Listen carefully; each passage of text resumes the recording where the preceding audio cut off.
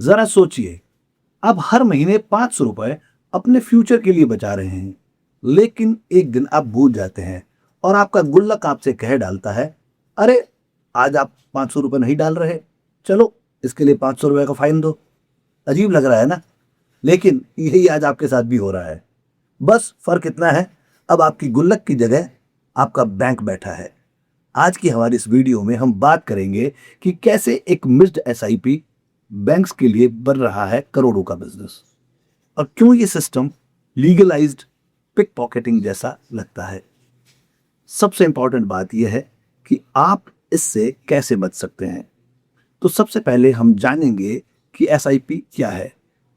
ठीक है, आप जानते हैं कि ये कोई लोन नहीं है, ये आपकी कोई मजबूरी नहीं है, बस आपका खुद से किया हुआ एक प्रॉमिस है, हर महीने थोड़ा थोड़ा इन्वेस्ट करने का।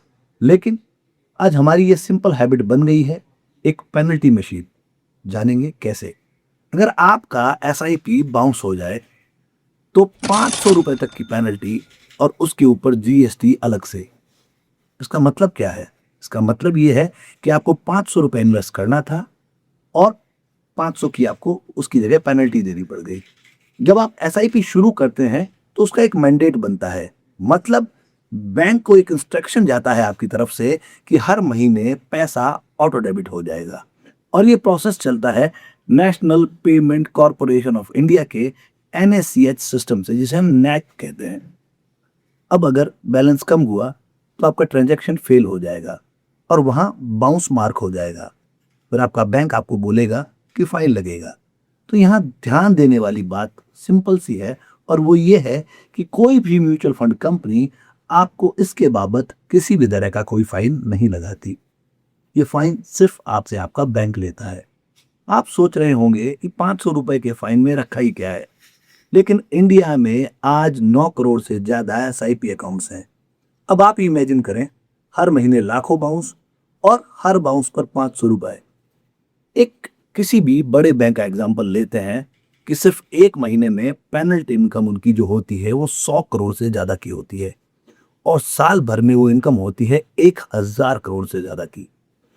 इसके बाद भी सबसे शॉकिंग बात यह है कि आपकी एसआईपी वॉलंटरी है, जबकि आपका ईएमआई कंपलसरी है, लेकिन दोनों पर पेनल्टी सेम है। अगर आपने लोन मिस किया है तो सबको ये समझ में आता है कि बैंक को रिस्क है, लेकिन अगर आपने एसआईपी मिस किया है तो इसमें बैंक को कोई भी रिस्क नहीं है, फिर भी सेम 500 रुपए तक का फाइन। एक्सपर्ट्स क्या कहते हैं?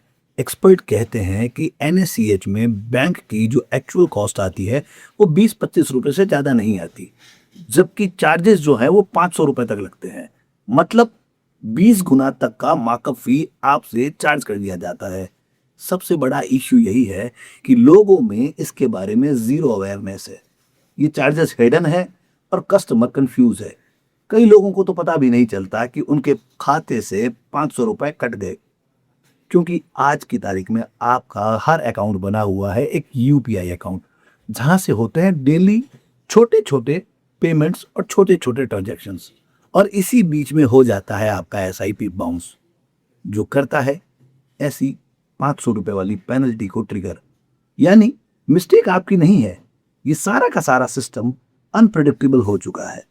और सबसे इंपॉर्टेंट बात यह है कि आप अपने आप से पूछें कि ऐसे में आप क्या कर सकते हैं।